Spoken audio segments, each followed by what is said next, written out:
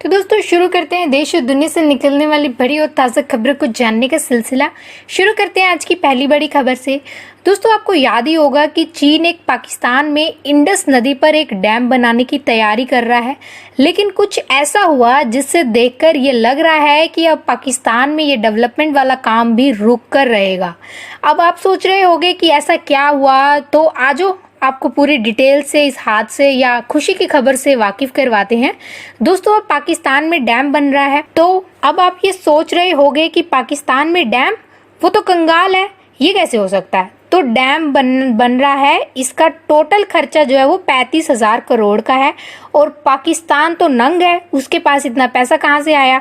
तो दोस्तों पाकिस्तान ने $700 मिलियन का लोन उठाया है वर्ल्ड बैंक और उन्होंने ये पैसा चीन की कंपनी किंजुआ ग्रुप, जो पाकिस्तान में डैम बनाने का प्रोजेक्ट हैंडल कर रही है, उसको जो है पाकिस्तान ने ये पैसा पे किया है। पाकिस्तान के पास तो मजदूर होंगे, उसके पास एक्सपर्ट थोड़ा होंगे, इसलिए चीन ने अपने कुछ एक्सपर्ट्स को पाकिस्तान भेजा।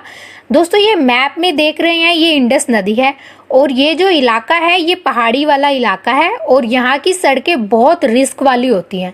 थोड़ी सी नजर हटी और सब ऊपर वाले के दर्शन करेंगे। अब दोस्तों जो चीन से एक्सपर्ट लेबर आई थी, उनको एयरपोर्ट से एक बस पर बिठाया और लोकेशन पर जो है वो ले जाया जा रहा था।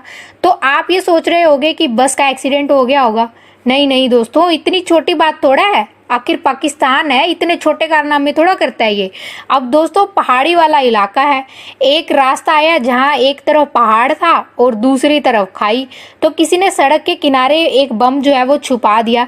जैसे ही बस पास आई वो ब्लास्ट हो गया और बस सीधा खाई में जा गिरी। बस में टोटल 36 चीनी एक्सपर्ट थे और कुछ पाक की सेना जो थी वो उसमें बैठी हुई थी, और जिसमें से 9 चीनी एक्सपर्ट मारे गए और 6 पाक के जवान जो हैं वो मारे गए और बाकी के लोग जो हैं वो थोड़े बहुत घायल हो गए हैं। ये बात पूरे सोशल मीडिया में आग की तरह फैल गई है। पाकिस्तान मीडिया और इंटरनेशनल मीडिया इसे पूरे तरीके से कवर कर रही है और ये पूरी सोची समझी चाल है। चीन इस बात से पूरा हिल गया है क्योंकि अब सीपैक प्रोजेक्ट को पाकिस्तान में किसी भी इलाके में चला पाना बहुत बड़ी मुश्किल है। दोस्तों अब आप सोच रहे होंगे कि किसने ये कांड किया।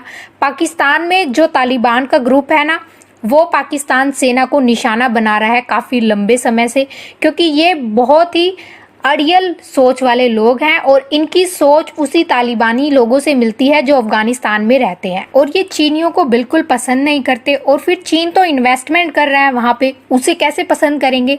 ऐसे में शक इसी संगठन पर ही जा रहा है कि इसी ने ही ये सारा ब्लास्ट करवाया है, क्योंकि उनका ऐसा करने से एक तीर से 2 निशाने होंगे। पाकिस्तान तो हर चीज के लिए भारत को ही ब्लेम करता है, तो फिर इस बात के लिए क्यों ना करेगा। लेकिन असल में तो ये पाकिस्तान के पाले हुए सांपों का ही काम है। आज उन्हीं सांपों ने पाकिस्तान को डस लिया है। चीन के एक्सपर्ट मारे गए तो चीन को तो गुस्सा आना ही था पाकिस्तान पे। अब जिनपिंग का कहना है कि पाकिस्तान की सेना न तो उनके इंजीनियर्स की सेफ्टी कर पाई और न ही प्रोजेक्ट की, तो ऐसे में क्या गारंटी है कि आगे फ्यूचर में ऐसे कारनामे पाकिस्तान के तालिबानी नहीं करेंगे। अब चीन के पास 2 ऑप्शन बचते हैं। पहला तो ये कि वो पीओके को पूरा का पूरा वो अपने अंडर में कर लेगा, और दूसरा ये कि वो पीओके को छोड़कर भागे यहाँ से। और दूसरा ऑप्शन की जो वेटेज है वो ज़्यादा बताई जा रही है, क्योंकि कंस्ट्रक्शन कब तक चलेगा यार, जब तक चलेगा तब तक तो मान लो चीन के अंडर है काम, चीन अपनी सेफ्टी कर लेगा। लेकिन जैसे ही चीन वहां से अपना काम खत्म करके जाने लगेगा तो चीन की सेना वहां पर थोड़ी खड़ी रहेगी उसकी रखवाली करने के लिए। कभी ना कभी तो वो अपने देश में जाएंगे ही लोग, तो फिर बाद में क्या इसकी गारंटी है कि वो प्रोजेक्ट जो है वो सही सलामत खड़ा रहेगा।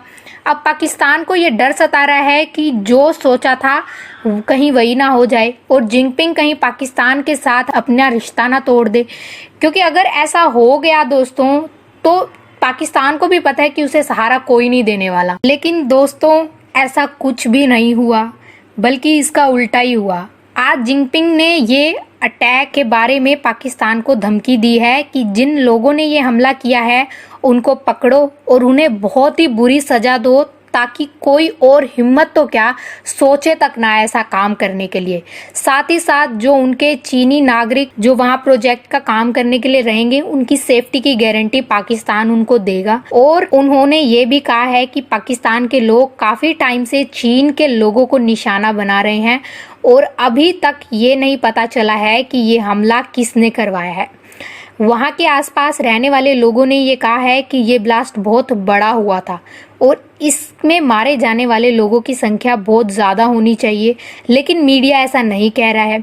दोस्तों, कुत्ते की दुम कभी सीधी नहीं होती और इन दोनों देशों की आदतें कभी सुधर नहीं सकती। तो दोस्तों, आपका क्या कहना है इस बारे में कमेंट बॉक्स में जरूर बताइएगा। अब चलते हैं अगली बड़ी खबर के ऊपर। दोस्तों, एक के बाद एक प्रोजेक्ट चीन से छीना जा रहा है, मानो पूरी दुनिया जैसे एक हो गई है और दूसरी तरफ एक अकेला सबका दुश्मन चीन बच गया है। आखिर चीन कारनामे करता है तो ऐसा कभी न कभी तो होगा ही।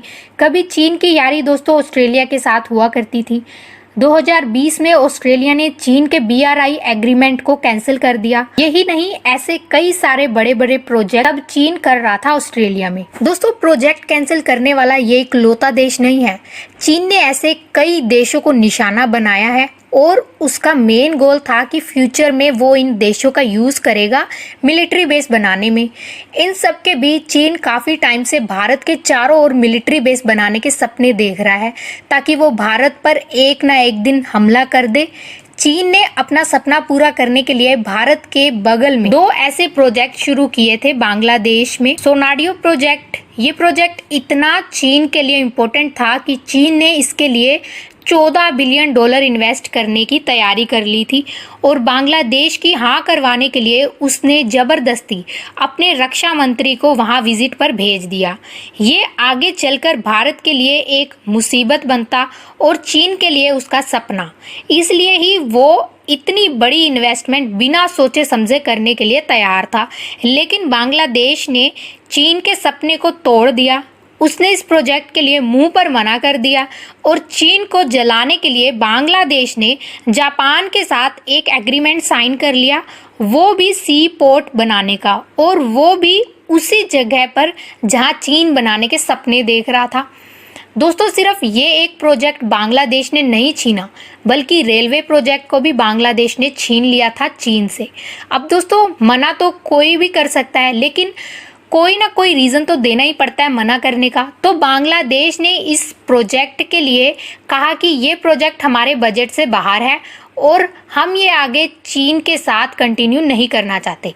इसके बाद दोस्तों, भारत की नज़र पड़ी म्यांमार पर। वहां एक डैम बन रहा था और इसके लिए चीन ने $3.6 बिलियन लगाए। कई दिन तक ये प्रोजेक्ट जोर शोर से चलता रहा, लेकिन फिर बाद में इसे सस्पेंड कर दिया गया और बाद में वहां के प्रधानमंत्री ने ये कहा कि अब यहाँ कोई भी डैम नहीं बनेगा। अब ये अचानक ऐसा हुआ तो इसका रीज़न भी सुन लो।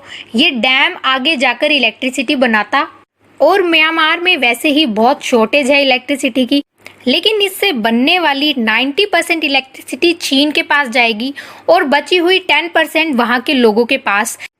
तो ये प्रोजेक्ट किस एंगल से प्रॉफिट वाला दिख रहा है। फिर आम जनता इस प्रोजेक्ट के अगेंस्ट खड़ी हुई और आखिरकार ये प्रोजेक्ट म्यांमार ने छीन लिया चीन से।